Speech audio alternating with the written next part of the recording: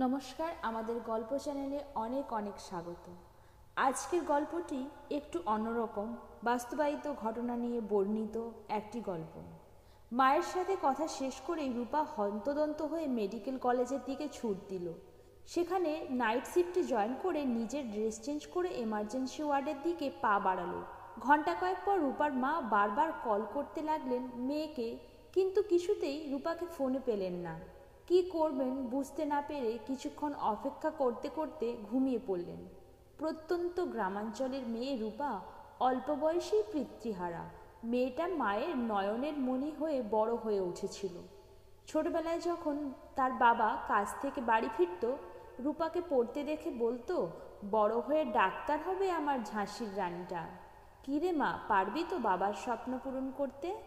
রূপা তার বাবার কোলে লাফিয়ে উঠে উত্তর দিত, আমি বড় হয়ে অনেক বড় ডাক্তার হব বাবি। আদো আদো মেয়ের ওই কথা ছিল তার বাবার কাছে কাজের প্রেরণা। আর তাই যখন রূপার বাবা মারা গেল, তখন রূপার মা দায়িত্ব নিলেন মেয়েকে তার বাবার স্বপ্ন পূরণ করানোর।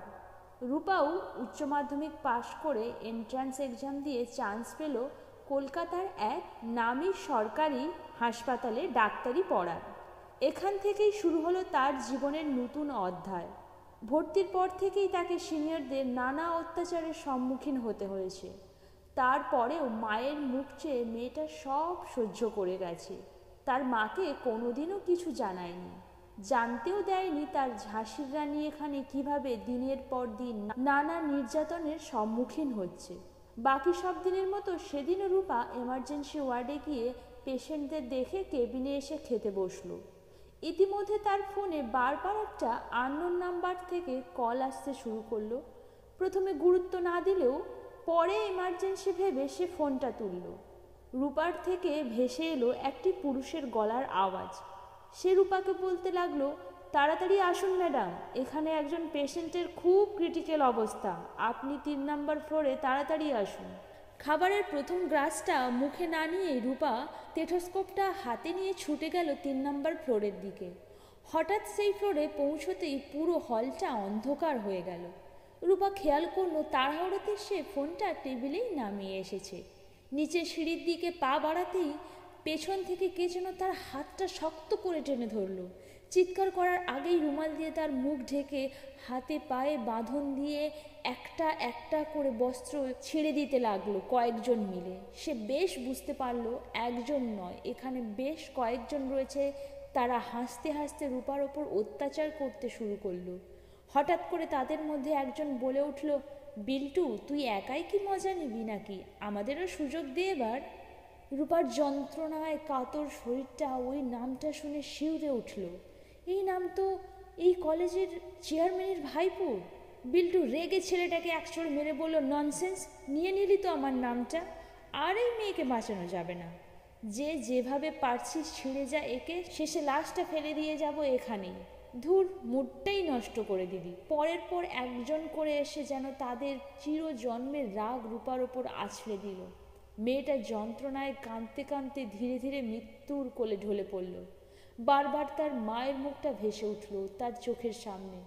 মনে মনে বলতে লাগলো, পারলাম না মা, আমি পারলাম না, তোমাদের স্বপ্ন পূরণ করতে পারলাম না, বাবার কাছেই ফিরে যাচ্ছি আমি। তুমি সাবধানে থেকো মা, আমাকে এই নারকীয় অত্যাচার যারা করলো তাদের শাস্তি দিও মা, শাস্তি দিও। ছেলেগুলো রূপার দেহের এক একটি অঙ্গকে অপারেশন করার অস্ত্র দিয়ে ছিন্ন ভিন্ন করে ফেলল। নাক মুখ চেপে শেষমেশ সেখানেই তাকে শেষ করে বিজয়ীর হাসি মুখে নিয়ে লাশটাকে ফেলে তারা চলে গেল। কিছুক্ষণ পর হাসপাতালের গ্রুপে রূপার উলঙ্গ নিধর দেহ ছবি ছড়িয়ে পড়ল। সাধারণ স্টুডেন্ট থেকে শুরু করে মহিলা কমিশনারের সবাই এসে তদারকি করার চেষ্টা করলো, কিন্তু পুলিশ তাদের কাউকেই ভেতরে আসতে দিল না। রূপার দেহটাকে পৌঁছে দেওয়া হলো তার মায়ের কাছে। যে মেয়ের কাল থেকে খোঁজ না পেয়ে চিন্তায় শেষ হয়ে যাচ্ছিলেন, সেই মেয়ের নিথর দেহ সামনে দেখে রূপার মা নিজেকে সামলাতে পারলেন না। সেখানেই তিনি মূর্ছা গেলেন। সন্ধ্যায় খবর এলো কোনো এক হাসপাতালে গার্ডকে পুলিশ দোষীরূপে সাব্যস্ত করেছে আর তাকে অ্যারেস্ট করে নিয়ে যাওয়া হয়েছে। বাকি তদন্ত করে তবেই পুলিশ কিছু জানাবে বলে সিদ্ধান্ত নিয়েছে। রূপার মা শেষ পর্যন্ত জানতেও পারলেন না তার মেয়েকে কারা কিভাবে নৃশংসভাবে হত্যা করেছে। পুলিশ আর প্রশাসন কিভাবে বিকিয়ে গেল অর্থকরী প্রভাবশালী মানুষের পায়ের তলায়, সেটাও রয়ে গেল তার অবগত। রূপার অত্যাচারীদের শাস্তি পাওয়া হলো না, তাদের সেই বিজয়ীর হাসিই রয়ে গেল। হেরে গেল একটা মেয়ের সম্মান, অধিকার আর সমাজের উঁচুতলার মানুষের কাছে অত্যাচারের প্রতিবাদ। এইভাবে রূপার মতো ভারতের ৮০% অধিক মেয়েরা তাদের কর্মস্থলে নানা হেনস্থার সম্মুখীন হন। তাদের মধ্যে বেশিরভাগ মেয়েরাই সম্মানের ভয়ে সবটা মেনে নেয়। যারা আত্মসম্মানকে বাঁচাতে সামাজিক সম্মানকে তুচ্ছ করে প্রতিবাদের আওয়াজ তুলতে চায়, তাদের ঠিক রূপার মতো করেই প্রভাবশালীদের হাতে শেষ হতে হয়। হ্যাঁ, দেশ আমাদের উন্নত, নারী পুরুষ সমানাধিকার অধিকার রয়েছে ভারতের সংবিধানে, কিন্তু সেটা বই খাতাতেই লিপিবদ্ধ। সমাজে আজও পুরুষের দৃষ্টিভঙ্গি আর নারীর জীবনভঙ্গি কোনোটাই বদলাতে পারেনি। এইভাবে কতদিন আর চলবে? কতদিন? সুবিচার কবে পাবে? মেয়েরা নাকি মেয়েদেরও অবলম্বন করতে হবে পুরুষের দৃষ্টিভঙ্গি? আজকের গল্পটি কেমন লাগলো বন্ধুরা, অবশ্যই কমেন্ট করে জানাবেন।